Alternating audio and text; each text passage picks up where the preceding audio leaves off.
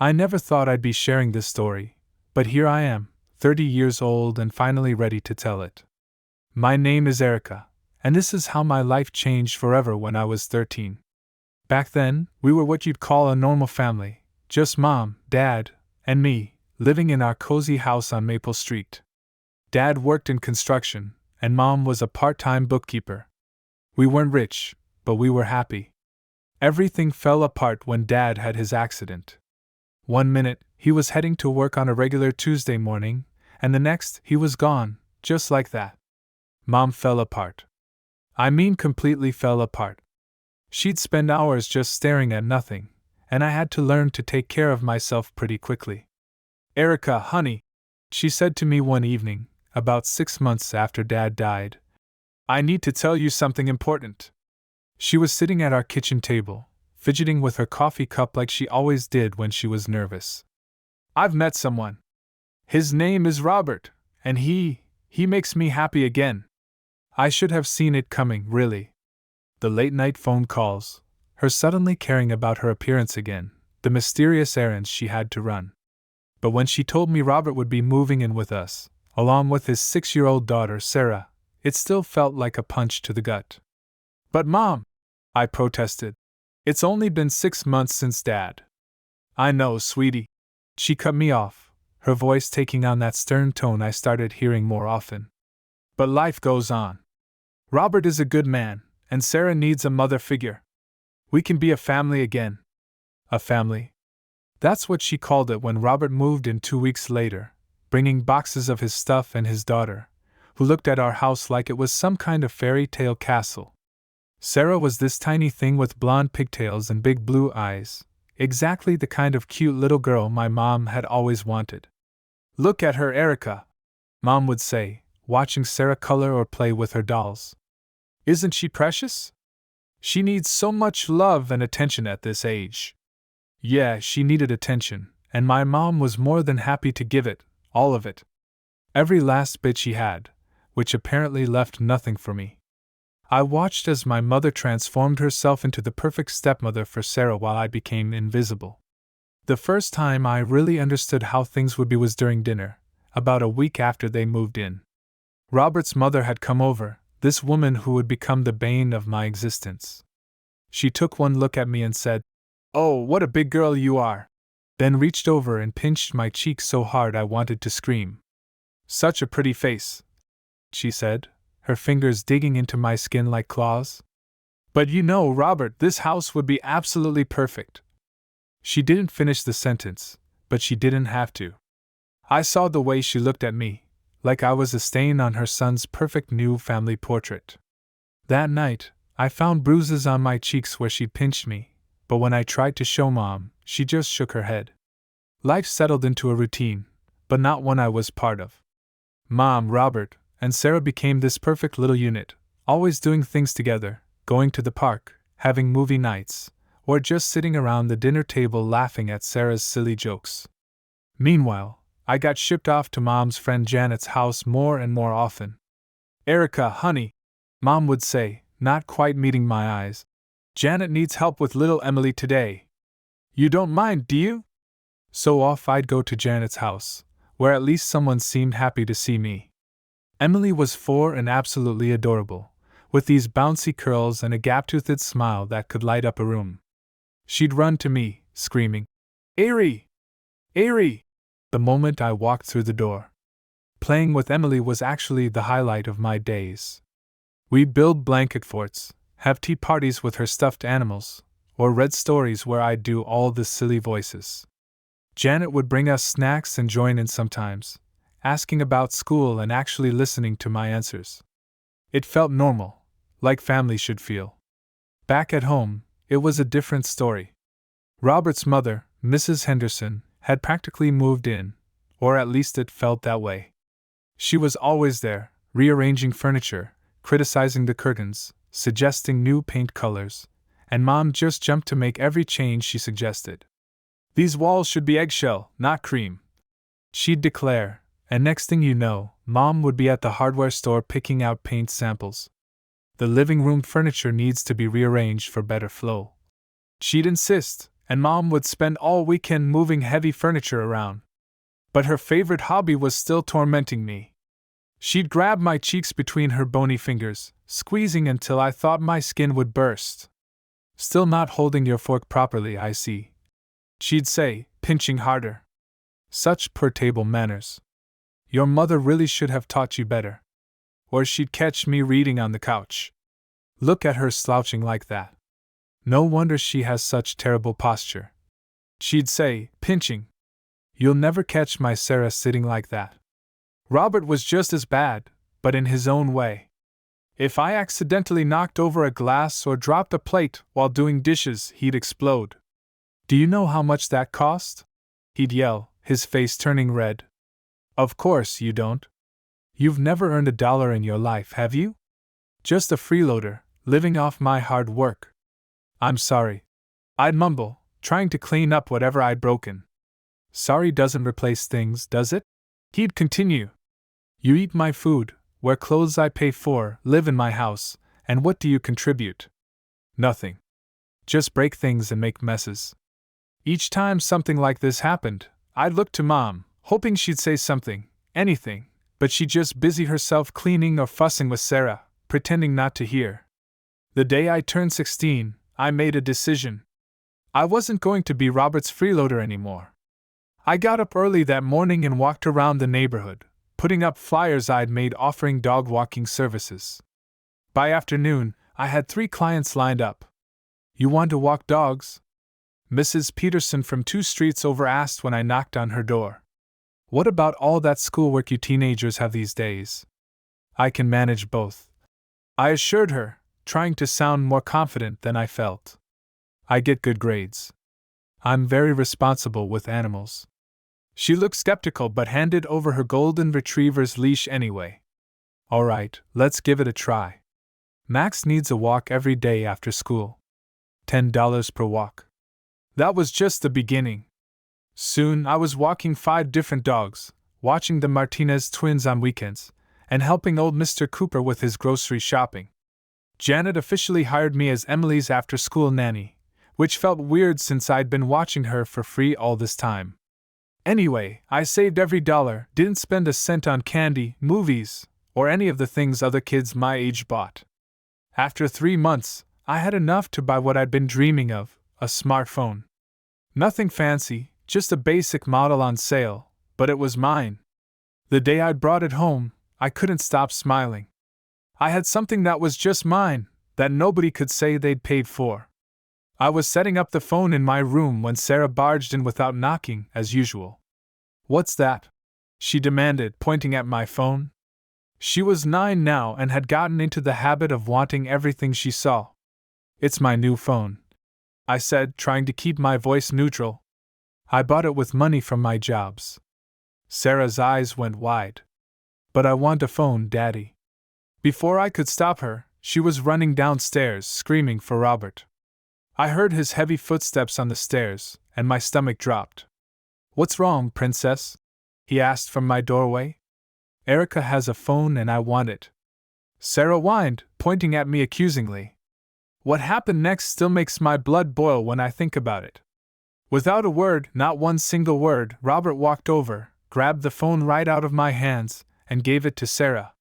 "Daddy's got you covered, sweetheart," he said to her, completely ignoring me. I was so angry, I could barely see straight. The next day at school, I told my English teacher, Mrs. Collins, everything about the phone, about Robert's constant belittling, about Mom's indifference. She listened quietly, then took me to the principal's office. By that afternoon, Mom was called in. I wasn't in the meeting, but I heard raised voices. When Mom came out, her face was red with anger, but she had my phone in her hand. She thrust it at me without looking at me. "Here," she said through clenched teeth. "I hope you're happy now." That night, after Sarah had cried for hours about losing her phone, Mom came to my room. "How dare you?" she hissed. "How dare you go behind our backs like that? Do you know how embarrassing that was? You're nothing but a traitor." That was the last thing she said to me. For 2 weeks, she and Robert both pretended I didn't exist. walking past me like I was invisible, talking around me like I wasn't there.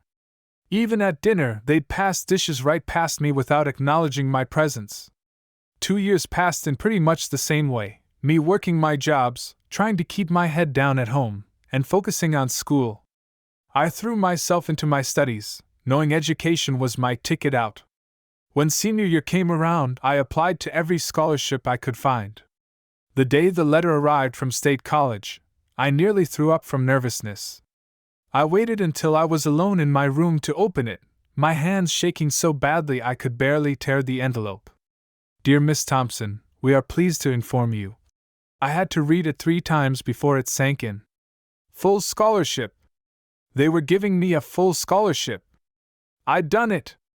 I was going to college, and I wouldn't have to beg Robert for a dime like an idiot. I thought maybe this would make them proud. Maybe this would finally make Mom see me again. I waited until dinner that night when everyone was sitting around the table. Mom, Robert, I have some good news. I started, my heart pounding. I got accepted to State College. Robert's fork clattered against his plate. You applied to college without telling me? Who do you think you are, living in my house, eating my food, and making decisions like this behind my back? But it's a full scholarship. I tried to explain. You won't have to pay anything. Damn right I wouldn't pay anything. He spat. Not a single cent for an ungrateful freeloader like you. Always sneaking around, always plotting something. I looked at Mom desperately. She was staring at her plate, pushing food around with her fork.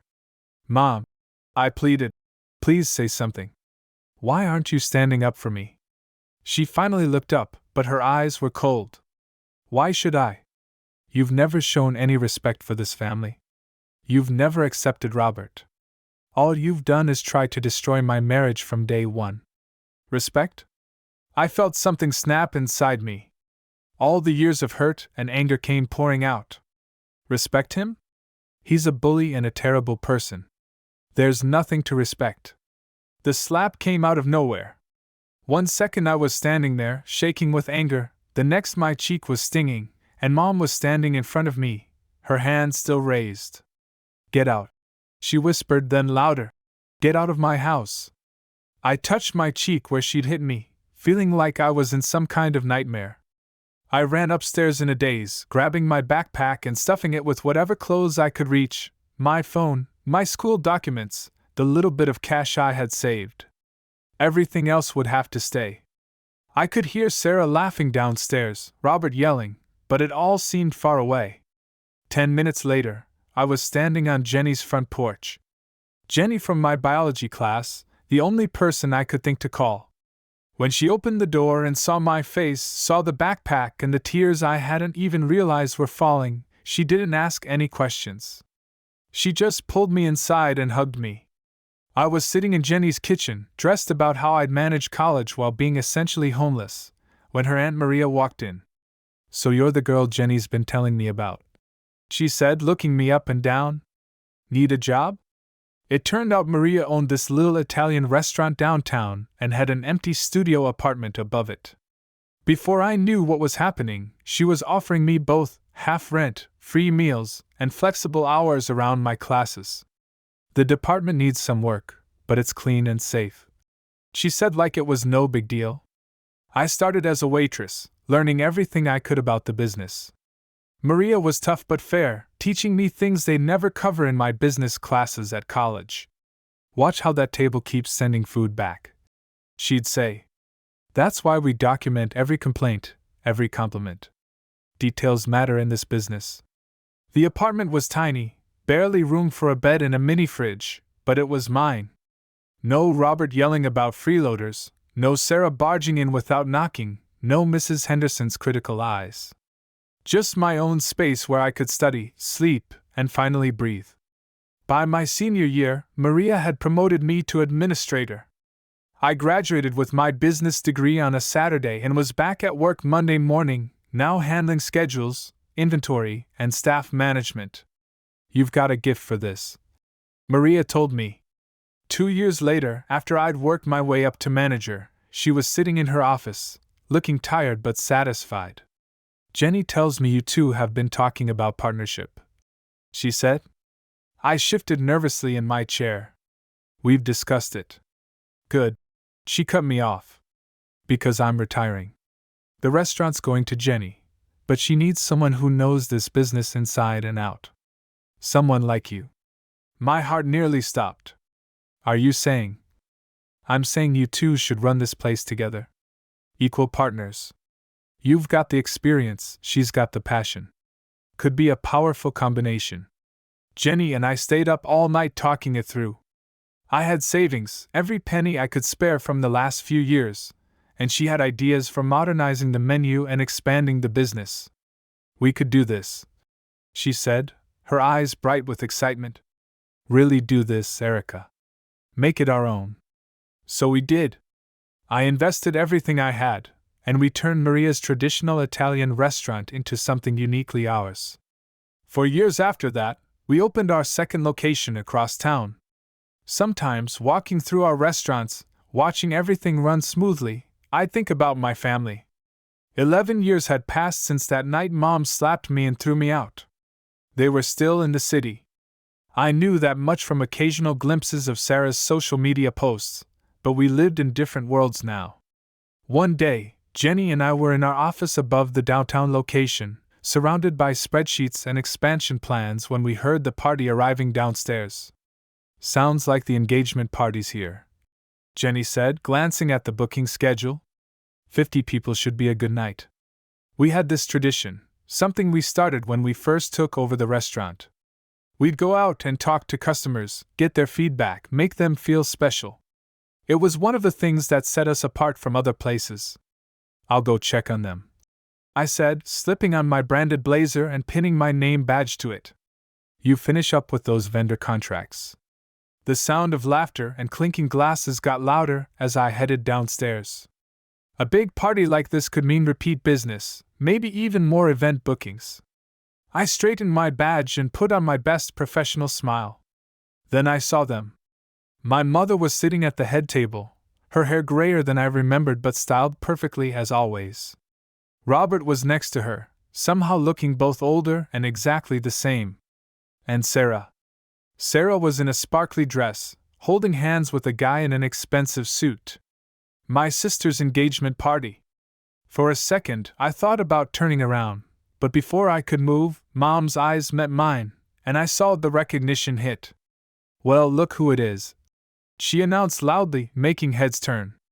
Our waitress for the evening. Robert's face twisted into that familiar sneer. 30 years old and still serving tables. Can't say I'm surprised. I opened my mouth to speak, but Mom cut me off. I always knew you'd end up like this, she said, her voice dripping with satisfaction. Look at your sister. College graduate. Economist. Getting married to a wonderful man. And you? Still wearing a name tag and taking orders. Sarah giggled, squeezing her fiancé's hand. Maybe she'll do our dishes tonight, right, Daddy? Show us her special skills. The floors, too. Robert stood up, swaying slightly.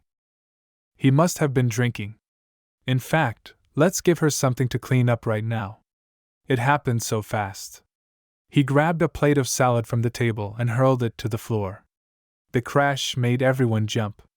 I felt a sharp sting on my cheek and reached up to touch it. My fingers came away red. Oops. Robert smirked, staring at the blood trickling down my face. Better get a mop, waitress. My blood was boiling as I stood there, feeling it trickle down my cheek. 11 years of hurt and anger were bubbling up, and I was ready to unleash everything I'd ever wanted to say to them. But before I could open my mouth, I heard Jenny's voice cut through the tension. I believe this situation requires immediate attention, she said, walking up with the calm authority she'd learned from her Aunt Maria. She was holding our service agreement, bound in leather with our restaurant's gold embossed logo. Jenny cleared her throat and addressed the room. According to our service agreement, Section 3.2, any customers who verbally abuse or physically harm our staff or ownership. She paused, meaningfully gesturing toward me.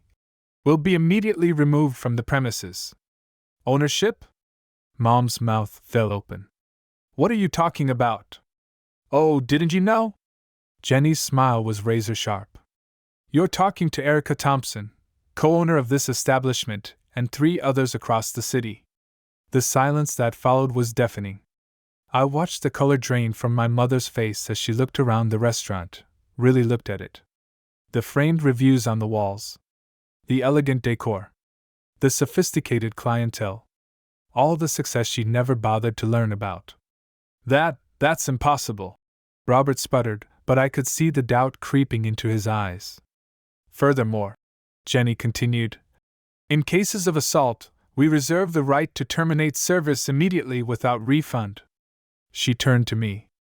Erica, your call. I straightened my blazer, wiped the blood from my cheek with my sleeve, and found my voice. Clear the tables, I commanded our staff. All 50 guests need to leave now. The waiters sprang into action, efficiently removing plates and glasses. That's when I heard the familiar screech. Mrs. Henderson, Robert's mother, was clutching her plate of pasta like it was solid gold. You can't do this! She shrieked, exactly the same way she used to screech about my table manners while pinching my cheeks. This is my son's daughter's engagement party! One of our waiters, Miguel, tried to take her plate, but she yanked it back, sending sauce flying. Help! Help! They're attacking me! Robert lurched forward, his face purple with rage. Get your hands off my mother! He started toward me, fists clenched, but our security team was faster. 2 guards stepped between us while a third announced that the police were already on their way. Sarah had dissolved into tears, her perfect engagement party ruined. Mom, do something! She wailed. But Mom just stood there, mascara running down her face, looking lost. The woman who had once slapped me and thrown me out of my home now couldn't even meet my eyes. The next 30 minutes were chaos. The police arrived first, taking statements from multiple witnesses who'd recorded everything on their phones. Robert was handcuffed and led out, still shouting threats. The ambulance arrived next, and a paramedic cleaned and bandaged the cut on my face while guests filed out, whispering among themselves. My phone rang 3 days after the incident. Unknown number. Erica. Mom's voice was softer than it had been at the restaurant, almost pleading. Please don't hang up. I waited, saying nothing. Look, about Robert. The police are pressing charges. You need to drop them. He could lose his job over this. No, I said simply and hung up. Within hours, the social media attacks began. Mom's first post was long and dramatic, painting herself as the victim of a vindictive restaurant owner who'd ruined her precious daughter's engagement party. The comments filled with sympathy for her, people vowing never to visit our restaurants. Then Sarah joined in, writing about her psychotic stepsister, who couldn't stand to see her little sister happy. The posts spread quickly through local community groups. Jenny found me staring at my phone, reading the lies. You know we have it all on video, right? She said. The security system Maria installed years ago automatically zoomed in and recorded audio when it detected raised voices or aggressive movements. The footage was crystal clear. You could hear every word: Robert's threats, Mom's insults, the crash of the plate, Mrs. Henderson screaming. I posted it in the comments of Mom's rant with a simple message: here's what actually happened. The video exploded overnight. Other guests from the party started posting their phone recordings too. Someone had captured the perfect angle of Miguel trying to clear Mrs. Henderson's plate, her face contorted with rage, pasta sauce flying everywhere, his professional calm never wavering. That clip alone got millions of views. Restaurant drama started trending, locally, then nationally. Food blogs picked up the story. Family crashes engagement party at daughter's own restaurant made headlines. Comment sections filled with people sharing their own stories of family estrangement and toxic parents. The consequences came swiftly. Robert's company, already embarrassed by his arrest, couldn't ignore the viral video of him assaulting his stepdaughter at her own business. They quietly moved him to a lower position. The court fined him heavily for assault and property damage. Mom tried damage control, deleting her posts, but screenshots lived forever. Sarah's wedding venue cancelled on her, not wanting to be associated with the scandal. Mrs. Henderson became a meme. The pasta lady. Her screeching face splashed across social media. Watching the view count climb on that security footage, I remembered something I used to tell myself in the dark days after Mom kicked me out. Someday, things would be different. Someday, I'd have the chance to reconcile with my family. Someday, they'd realize what they'd done and try to make it right. But seeing them in my restaurant that night, watching them try to humiliate me, even after all my success, even after all these years, I finally understood. Some things can't be fixed. Some bridges aren't meant to be rebuilt. The video ended up being good for business. But that wasn't why I kept it pinned to my profile. I kept it there as a reminder, both for myself and for others, that sometimes, the happy ending isn't about forgiveness or reunion. Sometimes, it's about accepting that it's okay to walk away and never look back.